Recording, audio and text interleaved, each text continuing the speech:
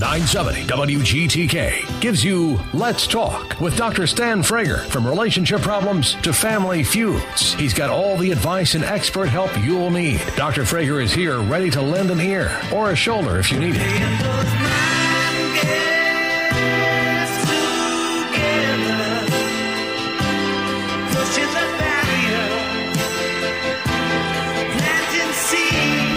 Here's Dr. Stan Frager. Holy cow, wow.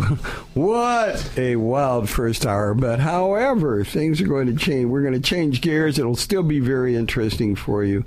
But I think you will find it a very different very different issue. Let me tell you that we have a very interesting guest now joining us. He's been with us before. He's my colleague and works at my haunts that I spent 34 years teaching at. And let me introduce to you Dr. Eli Karam. Dr. Karam is in the Marriage and Family program of the Graduate School of Social Work, our University of Louisville Kent School of Social Work. And he's a professor there, and he does research and works with couples. He's a licensed marriage and family counselor and does a whole lot of different things. But let me tell you, June is coming up, and what happens in June? People get married.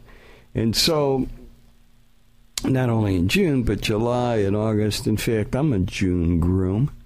And now that I think about it, we're going to have an anniversary coming up. Oh, my God, I'm all screwed up, man. Yeah, right. That's a date not to forget. No, we don't want to forget that one. And so, now that I think about it, my wife was a June bride, and so Dr. Karam says there's a lot of overlooked questions that couples should discuss before deciding to get married, and they involve family issues, sexual issues, and financial issues. And talking about those issues with your partner now rather than later can clarify a lot of expectations and reduce conflict after the honeymoon is over. And I think that really summarizes it. And that's, in other words, whether it's you or it might be your child who's getting married or who knows, a friend who's getting married, whoever, the point is that these are the important questions to ask. So if you've got a friend, relative, or loved one who's getting married, you definitely want to call them up right now. Say, hey, turn to 970 on your dial, and you better listen up because this can save you a lot of grief. Dr. Karam, welcome back. It's nice to have you with us. Hey, it's good to be back. Yeah, a little bit about why these types of discussions are important before you get married. No. Obviously, they're important when you're married, but they're even more important before you get married. When couples are young and in love, and sometimes even not so young if it's their second marriage, they don't like to think anything's going to go wrong. So often there are expectations that one brings into a marriage, and if they don't make those clear, if they're unspoken or unmet, you're going to have problems later on. So most couples don't want to hear anything bad about the relationship. They're assumed going to talking to someone, whether it be a professional like me or you, whether it be a clergy or whatever. They think there's, I don't want to talk. Things are going so well. Let's just get married. We're excited. Let's plan the wedding. But if we talk about these things earlier on, normalize some things that every couple's, even the most healthy couple, goes through, we can prevent problems later on. So hopefully it's what we're going to talk about tonight, and hopefully a lot of your listeners will call in.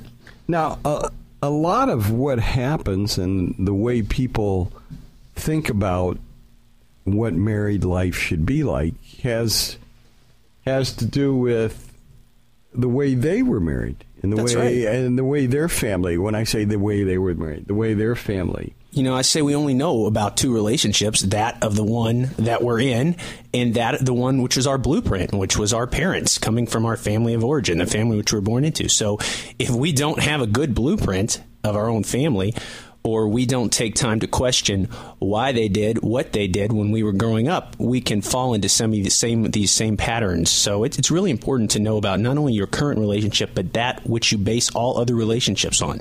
Yeah, and unfortunately, with 50% of all marriages ending in divorce, sometimes we've got a lot of people who were raised in a family where the parents obviously didn't get along together. They would have stayed married. Right. So we see two phenomena. One, some people will say, well, I definitely know what didn't work with my parents, so I'm going to do the exact opposite of that. Which sometimes that kind of reaction formation can lead to more problems if you don't know why you're doing what you're doing. And then there's other types of relationships where they don't question. They think, oh, well, mom and dad did it okay, so I'm going to do this exact same thing. And while it might have worked for their parents, depending on who you marry or who you're with, it may or may not work. So again, whole point of going through some of these questions we're going to talk about tonight is to have the conversation before you get married, so when you come to these predictable points, forks in the road in the marriage, if you will, you know what to do. So it's one of prevention, really, before problems come out. And by the way, our lines are open. We welcome your calls. If you have some challenges in your marriage, or maybe it's a friend's marriage and they've asked you for advice and you would like to talk about the issue, why, we would love to hear from you. The lines are open. We do welcome your calls. And we can make a present of a pair of Abbey Road tickets, which are also expensive, nice tickets, to the first caller on the air. 571-2428 puts you right here with us. 571-2428. And we're talking about issues related to marriages. And why don't we start with the financial issues? Yeah. Now, depending on, again, if this is your first marriage or your second, you might be entering the relationship with a lot of accrued assets or not many to start with. And I'm far from a financial expert, but what I like to talk to a couple about are their values towards money to start with. So first of all, you can kind of ask yourself these questions or write them down to discuss with your partner later on, or your family members if you're listening. But am I a spender or a saver? And what is my partner? And this is very important, because if you like to spend your money and you like to have nice things, and you're with someone that is more saving oriented, that likes to store their money away for the future, you're going to have a natural kind of a clashing of styles, which can lead to problems early on in the relationship and later. Another question related to that would be your level of debt tolerance. Are you okay going in debt? Do you have multiple credit cards and you're okay running that balance up? Are you the type of person that only has one credit card and pays it off as soon as it comes in? And if you have a high debt tolerance, you're probably not going to do so well with somebody that has a low debt tolerance. Yeah, and very often, though, you don't find out until after you get married, and then it's a little late, isn't it? Yeah, it's certainly a little late when you're thinking about merging assets, which is another question. Are you going to put everything in one pot, so to speak, at the beginning, or will you have your own account? Your partner will have theirs. These are important questions to discuss around money, because you could have the greatest sex life and you could have the same spiritual orientation, all these things we'll talk about later in the hour. But if you have problems with how you spend your money, it can bankrupt, if you will, all those other things. So you definitely want to be on the same page as far as money. And you want to know what your partner has and what you have. I always tell couples, you should be able, whether merged or not, you should be able to show your partner, and now it's so easy with everything online, everything that you have, and they should be able to show you everything they have as far as assets and debt within 5 or 10 minutes. And if you can't do that, that tells you you're not completely open talking to your partner about money. And I got to worry about why you feel like you can't tell your partner that. Now, it's interesting. A lot of the books that you and I read, Dr. Karam, always talk about, well, there's communication issues.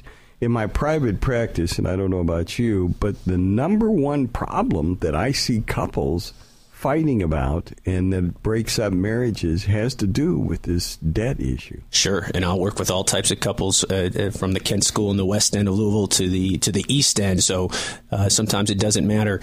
More money, more problems sometimes. But in this order, kind of money, sex, and family, 3 things we'll all talk about tonight. Those are the things couples fight about the most. So even those that have it still, if they're not aligned on these dimensions we're talking about, will run into problems. So being comfortable talking to your partner about money before you get married, very, very important. Let's go to the phones. Jeffrey, welcome. This is Dr. Stan. Nice to have you with us. Hey, hello, Dr. Stan. Yes, sir. I have a question for Dr. Karam. I'm Jewish and my wife is Catholic, and I was just kind of curious on what his suggestion would be as far as the dialogue with children and things like that. Yeah, Jeffrey. Well, the spiritual orientation or religion, it's a big thing for a lot of people before the marriage, but certainly it affects other couples when you decide to get married and then when you decide to have children. how you'll raise your children. So those aren't like two, a Jew and a Catholic, very, very different. So that's probably a dialogue you've had already to start with. So it